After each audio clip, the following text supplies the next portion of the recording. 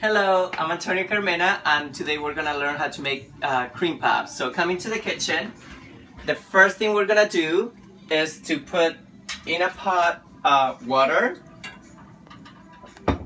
with butter, a pinch of salt,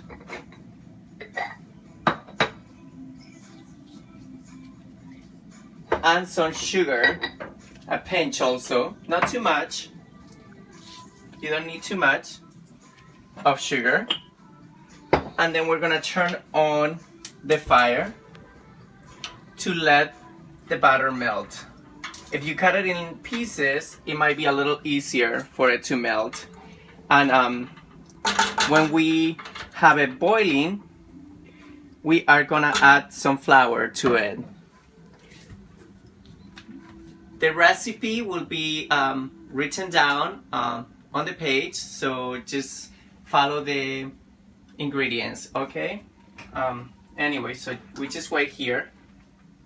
It takes a few minutes.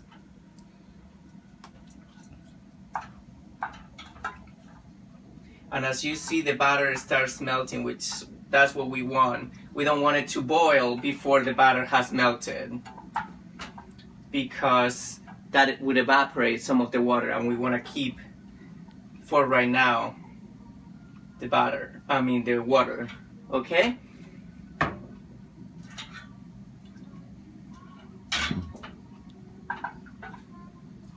Cream puff is a really good dough to use for eclairs, to use for profiteroles. So it has a lot of ways to use it that could be nice and fun. Today we're gonna make the shape of profiteroles. No, actually cream puff, eclairs. Sorry. We're gonna make the dough to look like eclairs. My sister wanted to learn how to make eclairs, and that's where it came from. So as you see, the water is starting to boil.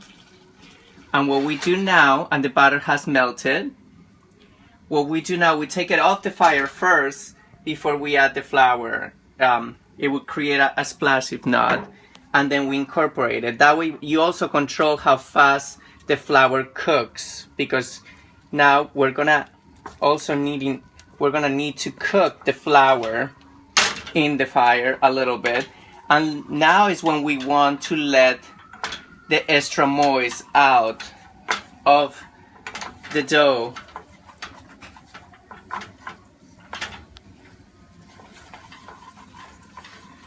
So you see it's forming a ball, and as soon as it forms a ball, we just leave it like 1 minute or so to cook the flour, the flavor, so you don't want that pasty flavor.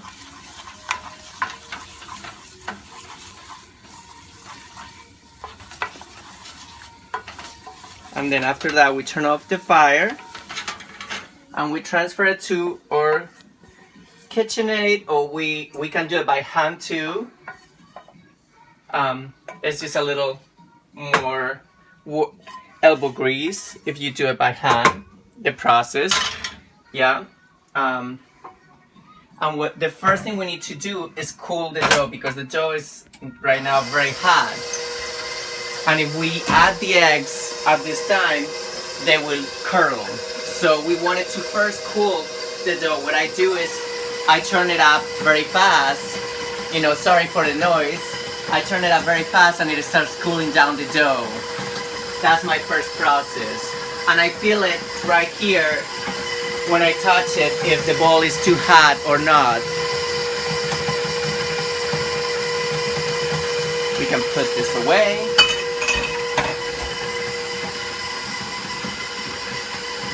So now that the dough has cooled a little bit, we're gonna add the eggs.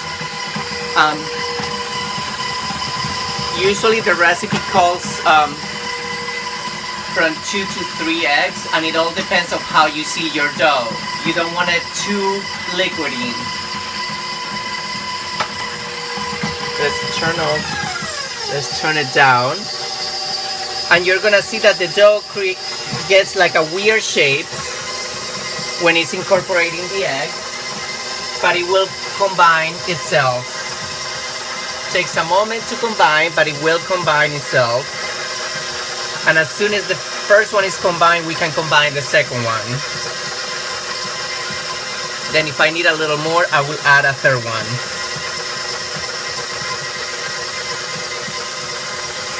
Do you see it's getting closer to be more like one dough? There we go. And now I can add the second one.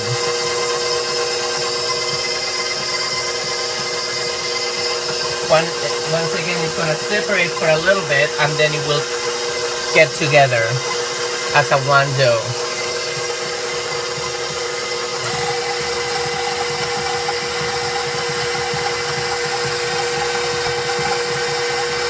If you do this by hand, I would recommend you to do it with a wooden spoon, not with a whisk.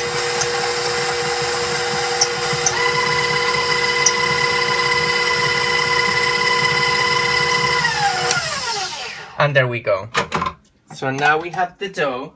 I'm gonna assess if I need more egg or not. I think this is fine because we wanted to hold the shape. So what I do usually, I'm lazy, so I use my machine, and then at the end I use a little bit my hand to finish it. I'm making a very small dough. The quantities that I'm gonna give you in the website will be double this dough, but I'm making a small dough because I don't have too many people coming home. But the good thing about this dough is that it's very good to freeze. So after you use it for your profiteroles, you can freeze it and whatever is left over. And the day that you wanted to use it, you can actually just defrost it like an hour before or so, and that way you can use it again, and it will last like a good couple of months in the freezer. I wouldn't keep it more than 3 months. That would be pushing it, but 2 months or so you can keep it in the freezer very well. Okay. So now we're done transferring the dough to the pipe. We're gonna pipe it into our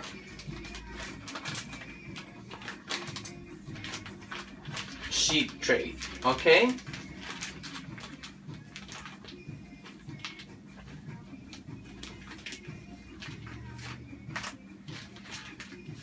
So the first thing we do, I have a little piece of paper. We do little dots in each corner to hold the paper, because you don't want it to like move around. If you're doing eclairs like me, you could also take the time and make lines so you know exactly where to put each eclair and how big. I'm just gonna pipe it without any lines and just wing it.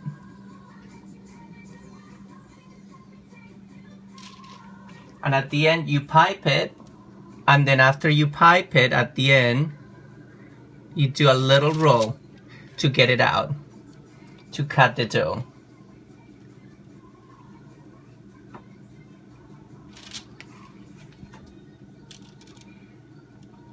You want to leave some space in between them because they grow a lot, they puff, that's why they're called cream puffs, and you want them to be able to. The good thing, you don't need any butter, you don't need anything in the surface because they will come off very easy once they're baked.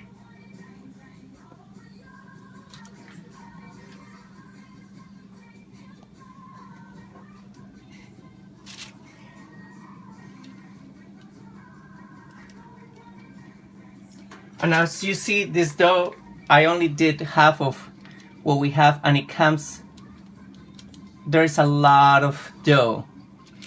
So But it's very easy to make half of it too, so you don't have to stress out.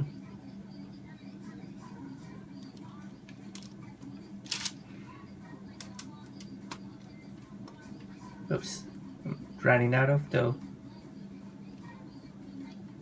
The last one is gonna look a little funny. So we did that. Now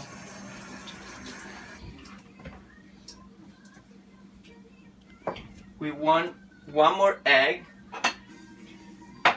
Put it here, and we want to beat an egg, so we brush it in the eclairs.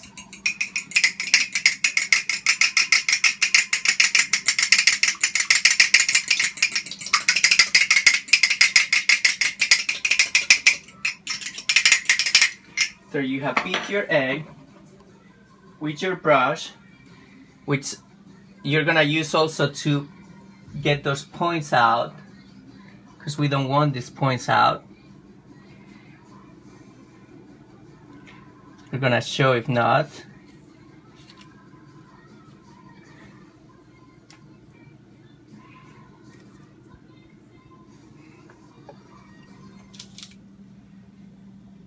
And now we use the brush to lightly brush the eclairs. We want a little coat so they will brown, but we don't want them to get soaked on them, okay? After this, we're gonna put it to the oven, which has been preheated to 450, and then when we get them in, we're gonna turn it to 400. For this size of eclairs, I would advise you just to keep it 5 minutes in 400, and then about 30 to 40 minutes, depending of how dark you like them, and in 350.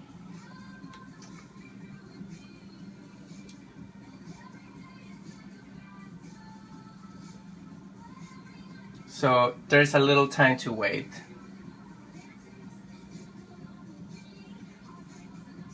This one is kind of funny. That will be the one that I'm gonna try myself. Alright, so we put it in the oven and we lower the temperature to 400 and we let it bake. Okay? So we already had them for 5 minutes in 400, and then I actually did only 20 minutes because they look very dark already on 350. And now what I do is I lower the temperature to about 275, 300 depending, and I crank a little bit the door with a little towel.